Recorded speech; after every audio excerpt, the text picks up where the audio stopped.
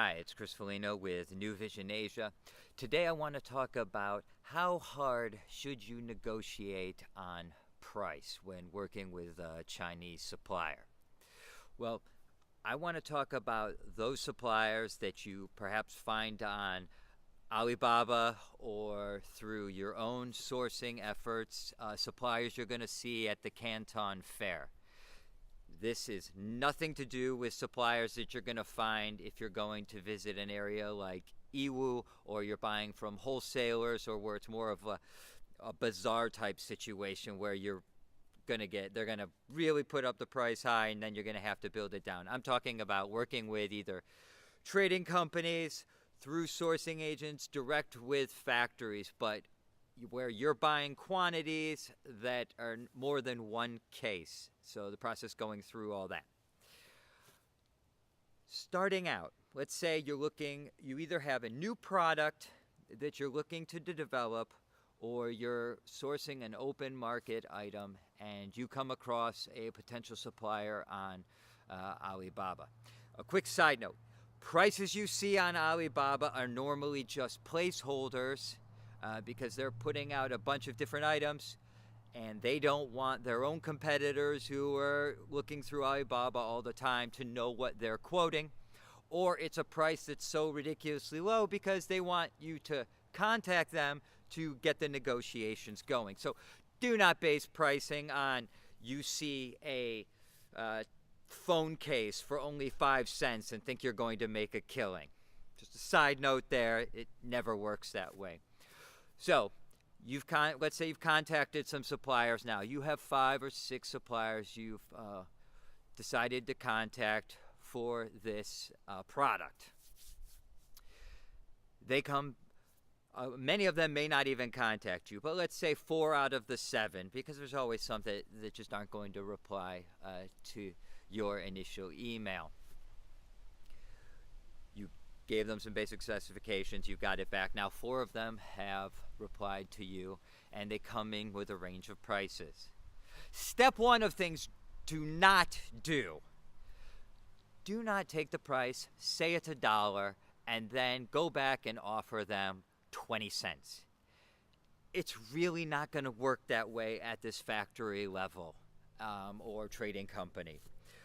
You know, the days are gone of that they put up crazy prices and then you go back and forth. They don't have time for that. You don't have time for that.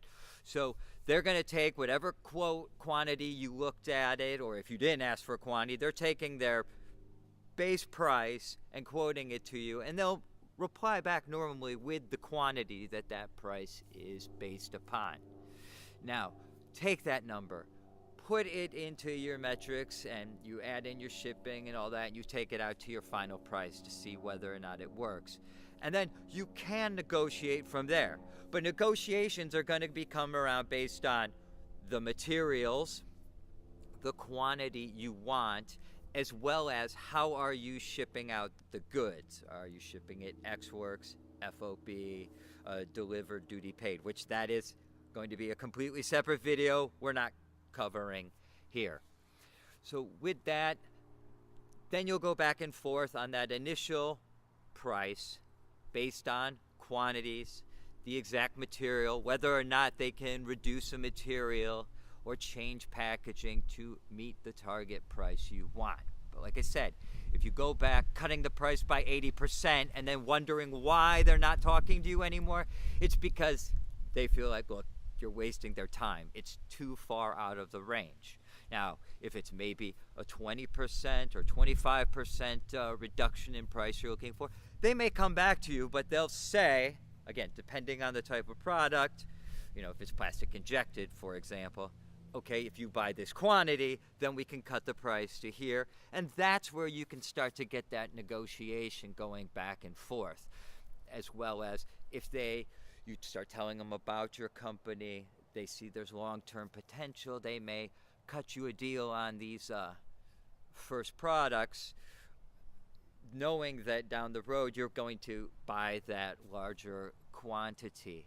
Now, you can't play that game every time of, ooh, give me the small quantity up first because then later I'm really going to buy a lot of it. If you keep doing that to your existing supplier, what they'll do is they'll just kick up your base price a ton so that even if you accept it and then you feel like, ooh, I got this big savings now, you really didn't. It just got down to the normal price. So for the most part, treat them fairly. They'll treat you fairly. Take it from a true business basis, not that you're haggling in a bazaar, and come to that agreement and, what that first price is going to be on the first order, what the price breaks are for potentially future orders, and then take it from there and then run all your final numbers. Now, let's say everything ships fine. Now it's time to reorder.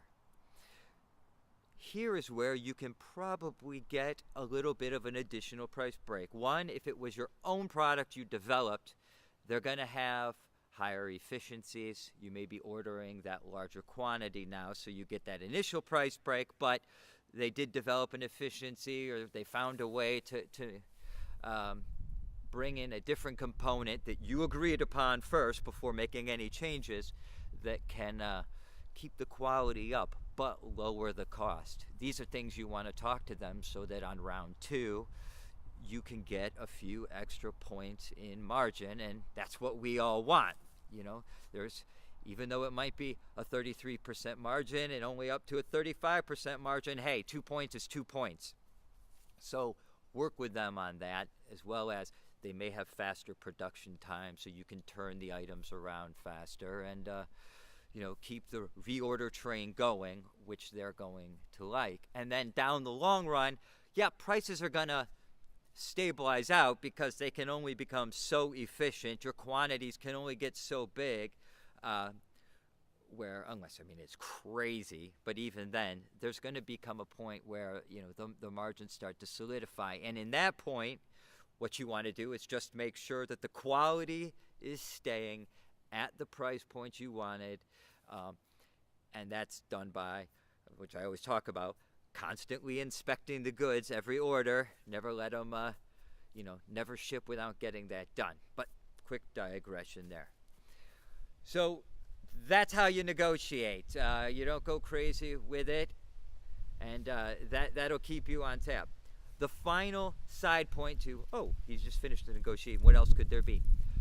Currency fluctuations between, especially the US dollar and the RMB.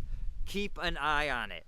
On the bottom of their sales confirmations, they'll often say, these prices are valid for X number of days, and based on the currency of $1 US equals whatever RMB. Keep an eye on that, because I tell you, the second it goes below an area and they can raise the price, they're going to get you with it and say, look, next order, you can see the currency went that way. However, when it goes into your favor, they will, for some reason, never mention that the currency's gone the other way and that it now favors you and that there should be a reflective price break of, however many percentage it would be. So keep an eye out for that. This will protect you in the long run against currency fluctuations, and you'll be able to keep them making sure that the price is as it should be and on your side as well. That's how we negotiate prices, and that will allow you to build a long-term relationship with your supplier. It'll keep price in control. Both sides will be happy, and then you can reap the other benefits that come with having a long-term relationship with your Chinese factory. Chris Foligno with New Vision Asia. Click the like and subscribe for more videos on how we source from China, all the latest news. Thank you.